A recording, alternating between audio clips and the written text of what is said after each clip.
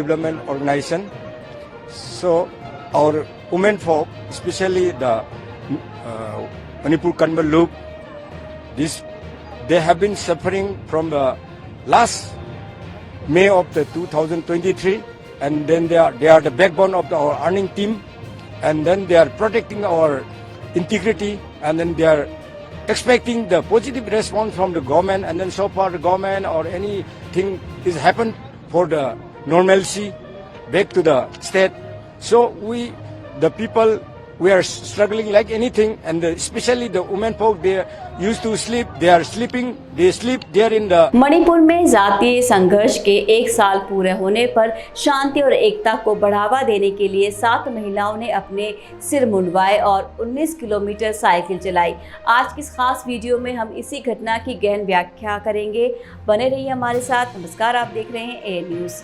काले रंग के कपड़े पहने महिलाएं इम्फाल के बाहरी इलाके में एक गांव सेकमाई से ऐतिहासिक कंगला तक साइकिल से गई। वो हमें शांति चाहिए, अलग प्रशासन नहीं, क्षेत्रीय अखंडता को रक्षा करें जैसे नारे लिखे तख्तियां लेकर चल रही थी।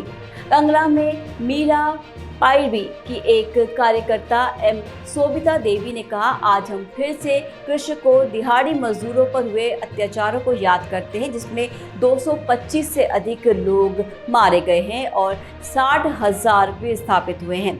आपको बता दें कि किसी भी कुकी जनजाति के शीर्ष संगठन कुकी इनपी मणिपुर ने प्रधानमंत्री मोदी को एक ज्ञापन सौंपते हुए कहा कि अलग अलग प्रशासन ही एकमात्र व्यवहार समाधान है।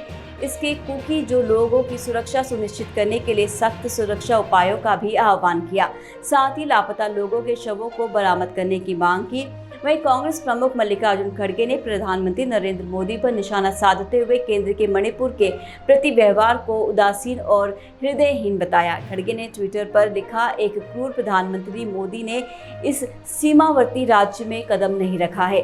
उनके अहंकार ने एक खूबसूरत राज्य के सामाजिक ताने बाने को नुकसान पहुंचाया है। हालांकि मणिपुर में जातीय संघर्ष भारत में जातीय संघर्ष का एक उदाहरण है, जो एक विविध देश है जिसमें कई अलग अलग जनजातीय समूह रहते हैं। जैसे असम में जातीय संघर्ष कई वर्षों से जारी है, जिसमें विभिन्न जनजातीय समूहों के बीच संघर्ष शामिल है, जैसे कि बोडो और दिमसा। इसके अलावा छत्तीसगढ़ में जातीय संघर्ष के कई वर्षों से जारी हैं, जिसमें आदिवासी समूहों और गैर आदिवासी समूहों के बीच संघर्ष शामिल है।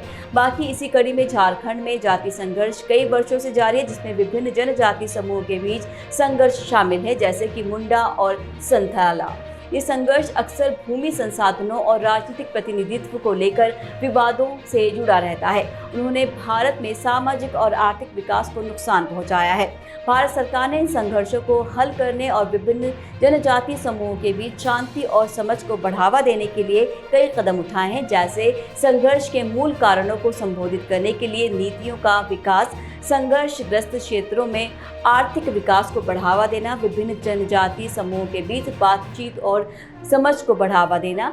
हालांकि इन संघर्षों को पूरी तरह से हल करने के लिए और अधिक किए जाने की आवश्यकता है। सरकारों को संबोधित करना चाहिए और विभिन्न जनजातीय समूहों के बीच शांति और समझ को बढ़ावा देना चाहिए। अंतर्राष्ट्रीय समुदाय को भी भारत में जातीय संघर्ष को हल करने के प्रयासों में मदद करनी चाहिए। अंतर्राष्ट्रीय समुदाय तकनीकी सहायता, संसाधन और राजनीतिक समर्थन प्रदान करके मदद कर सकता है। तो इस तरह मणिपुर में जातीय संघर्ष एक गंभीर समस्या है, जिसके लिए सरकार की ओर से तत्काल कार्रवाई की आवश्यकता है।